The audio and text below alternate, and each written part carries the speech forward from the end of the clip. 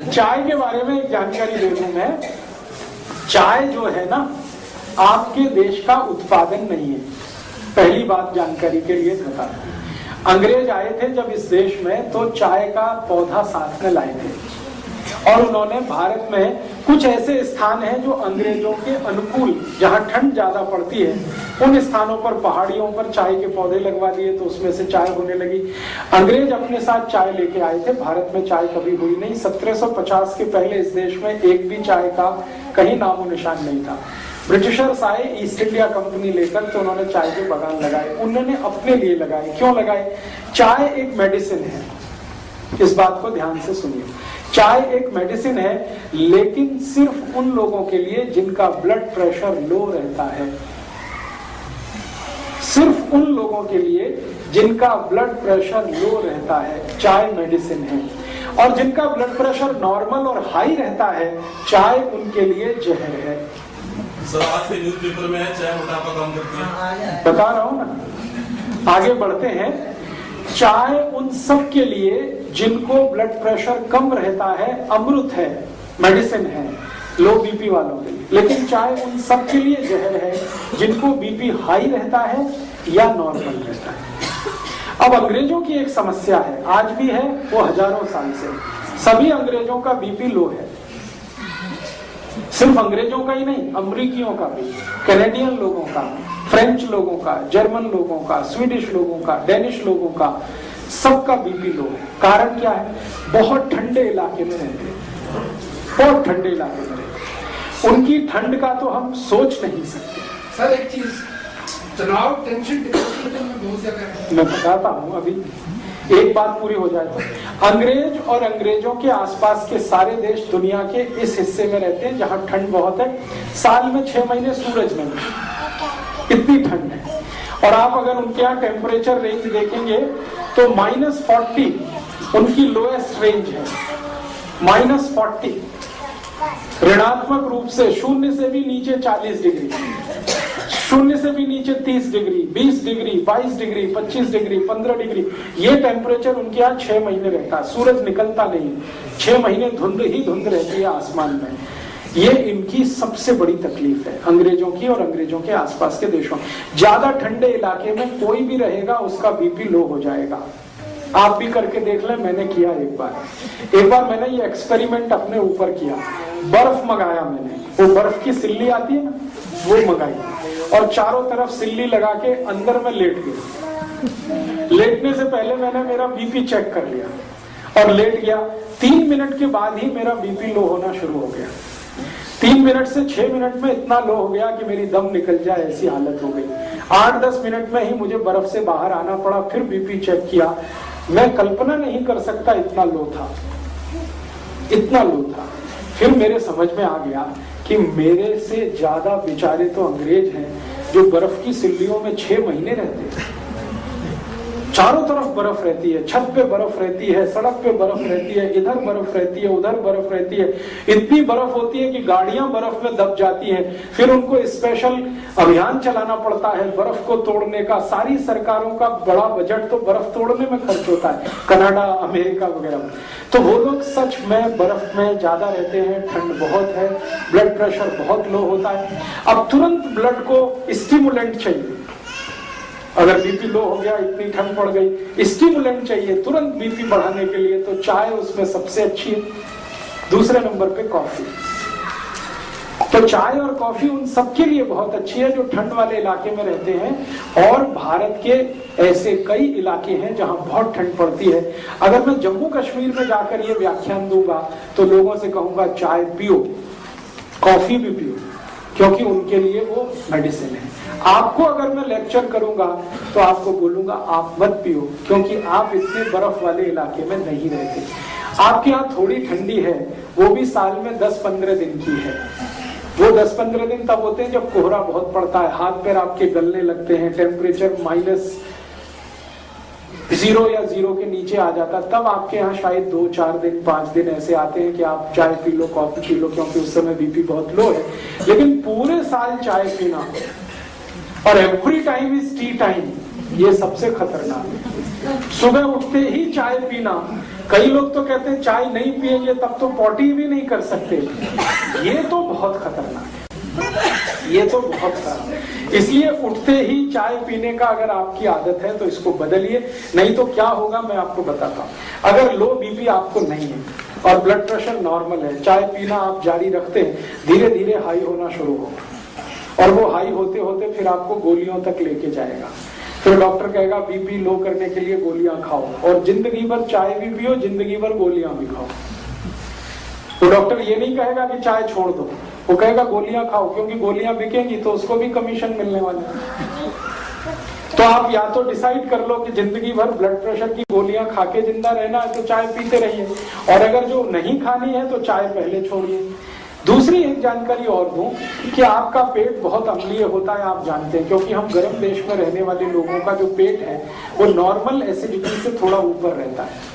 ठंड वाले लोगों का नॉर्मल एसिडिटी से भी बहुत नीचे रहता है, माने उनका जो ब्लड है उसकी एसिडिटी अगर हम नापें यूरोप और अमेरिका के लोगों की और हमारे ब्लड की एसिडिटी नापें, दोनों में अंतर है। अगर हम पीएच स्केल को जानते हैं तो हमारा ब्लड जो है ना वो 7.5 के आसपास, 7.4, 7.3, कभी कभी 7.2, कभी 6.8 तक चला जाता है एसिडिटी में।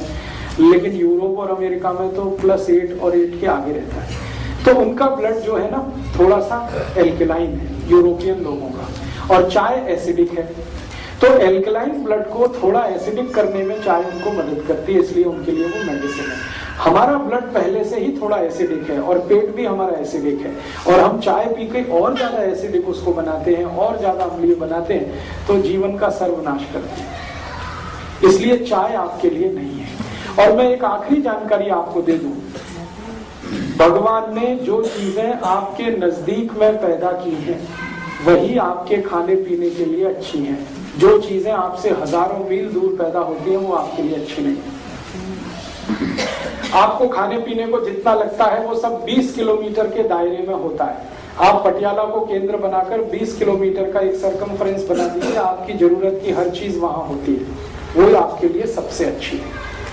और हजारों मील दूर नीलगिरी की पहाड़ियों में जो चाय होती है या कर्नाटक के कुर्ग एरिया में जो कॉफी होती है वो आपके लिए मुफीद नहीं है, अनुकूल नहीं, क्योंकि हर वस्तु आबो हवा के हिसाब से होती है। जहां जिसकी जरूरत है वहीं वो चीज होती है। कुर्ग एरिया में कॉफी की बहुत जरूरत है क्योंकि लो बीपी है, तो वहां कॉफी होती है। पटियाला और आसपास में कॉफी का कितना भी प्लांटेशन करेंगे होगी नहीं, क्योंकि कॉफी की हमें जरूरत नहीं है। ये तो गड़बड़ी क्या हो गई कि ट्रांसपोर्टेशन के साधन इतने हो गए तो दुनिया में जहां भी जो कुछ होता है हम उसे हासिल कर लेते हैं, लेकिन वो शरीर के अनुकूल नहीं। अब एक और छोटी सी बात कि हमारे आसपास के जानवरों और पक्षियों को जरा ऑब्जर्व करें, वो चाय पीते हैं क्या? मैंने बहुत पिला के देखा है, नहीं पीते। कोई पक्षी चाय नहीं पीता, कोई पक्षी कॉफी नहीं पीता, मेरे घर का पालतू कुत्ता भी नहीं पीता, वो भी मुंह इधर उधर कर देता है। चाय रख दो इधर उधर करेगा, दूध रख दो फट से पी जाएगा, फट फट फट, 1 मिनट नहीं लगता। बिल्ली को पिला के देखा, कुत्ते को पिला के देखा, वो भी नहीं पीते, उनको भी इतना सेंस है। हम तो इतने सेंसलेस हो गए, अपने को समझते तो बहुत होशियार हैं कि हम बहुत इंटेलिजेंट। प्रॉब्लम हमारी इंटेलिजेंसी की नहीं है, सेंसलेस हो गए। तो आप थोड़े सेंस में वापस आइए, चाय कॉफी छोड़िए। फिर आप बोलेंगे कैसे छूटे? एक सूत्र बताता हूँ चाय छोड़ने का। चाय पीकर जो नुकसान आपने किया है उसकी भरपाई भी हो जाएगी और चाय भी छूट जाएगी। चाय पीकर आपने क्या किया? आपके ब्लड को एसिडिक बना लिया, अम्लीय बना लिया। अब इसको वापस आपको क्षारीय बनाना पड़ेगा। तो सबसे अच्छी चीज है अर्जुन छाल का पाउडर, उसका काढ़ा बना के पीजिए। चाय जिनको छोड़नी है, घर आने वाले को सत्कार कैसे करें? वो बोलेगा क्या छाल का पाउडर दे रहे हो? बहुत अच्छा। तो शुरुआत तो हमें करते हैं चाय की। आप जो है जो चाय छोड़ना चाहते हैं और जिन्होंने चाय पीकर नुकसान कर लिया अपने शरीर का, वो नुकसान फिर ठीक करना चाहते हैं, उसके लिए सबसे अच्छी आयुर्वेदिक दवा है अर्जुन छाल। आप जानते हैं अर्जुन छाल कहीं भी मिलती है, 35-40 रुपए किलो की है, बहुत सस्ती है। चाय तो 150 रुपए किलो है, ये तो 35-40 रुपए किलो है। यहाँ अगर केंद्र होगा, सेवा केंद्र, वहां से ले लीजिए। अर्जुन छाल का पाउडर मिलता है, उसको काढ़ा बनाइए। काढ़ा बनाना आप सब जानते हैं, पानी में डाल के उबाल दीजिए, थोड़ा उसमें चाहे तो शक्कर मिला दीजिए, गुड़ मिला दीजिए, बहुत अच्छा तैयार होता है। टेस्ट उसका चाय का ही जैसा है और रंग भी चाय के जैसा है। उसमें दूध भी डाल सकते हैं, गुड़ या चीनी जो भी डाल के, और उसको पी लीजिए लगातार। 15-20 दिन आपने पी लिया तो मैं आपको 99% गारंटी देता हूँ चाय छूट जाएगी। और चाय पीकर जितना नुकसान आपने कर लिया वो सारा नुकसान उससे कवर हो जाएगा। आपके ब्लड में एसिडिटी कम कर देगा और आपके ब्लड को एल्कलाइन कर देगा। और मजे की बात यह है कि ब्लड की एसिडिटी बढ़ते ही कोलेस्ट्रॉल, ट्राइग्लिसराइड ये सब बढ़ने लगते हैं, और ब्लड की एसिडिटी घटते ही कोलेस्ट्रॉल और ट्राइग्लिसराइड सब घटने लगते हैं। माने हार्ट अटैक से बचना है तो भी अर्जुन की छाल ही चाहिए आपको। तो चाय का सबसे अच्छा विकल्प है। और एक अच्छा विकल्प है, अर्जुन की छाल बहुत क्षारीय है, एल्कलाइन है। ऐसी कोई भी चीज जो एल्कलाइन है वो आप पीना शुरू कर दीजिए चाय के विकल्प के रूप में। जैसे जीरा है ना, जीरा बहुत एल्कलाइन है, जीरे का काढ़ा बनाइए। जीरे का काढ़ा कैसे बनता है? जीरा पानी में डालिए, उबालिए, थोड़ा गुड़ मिला दीजिए और थोड़ा उसमें पुदीने का पत्ते का चटनी वटनी मिला दीजिए, ये बहुत एल्कलाइन हो जाता है। फिर इसको पी लीजिए चाय की तरह से। ऐसे ही आपके घर में अजवाइन है, अजवाइन बहुत एल्कलाइन है, बहुत क्षारीय है। एल्कलाइन का काढ़ा बना लीजिए, अजवाइन का काढ़ा बना लीजिए गुड़ मिला के, और जीरा भी डाल सकते हैं उसमें। धनिया पत्ता, पुदीना पत्ता दोनों एल्कलाइन है, उनकी चटनी डाल दीजिए, बहुत अच्छा तैयार होगा। तो ऐसे 20 तरह के काढ़े हैं। एक हमारे भारत देश में गायत्री परिवार नाम की बड़ी संस्था है, उनका एक प्रज्ञा पेय आता है, वो भी बहुत एल्कलाइन है, वो चाय का बहुत अच्छा विकल्प है। स्वामी जी ने भी एक विकल्प लाया है, दिव्य पेय, वो सभी एल्कलाइन चीजें हैं उसमें, चुन चुन कर उन्होंने एल्कलाइन चीजें उसमें रखी हैं। वो दिव्य पेय चाय का बहुत अच्छा विकल्प है। तो विकल्प है, अच्छा विकल्प है, तो फिर जहर क्यों खाना?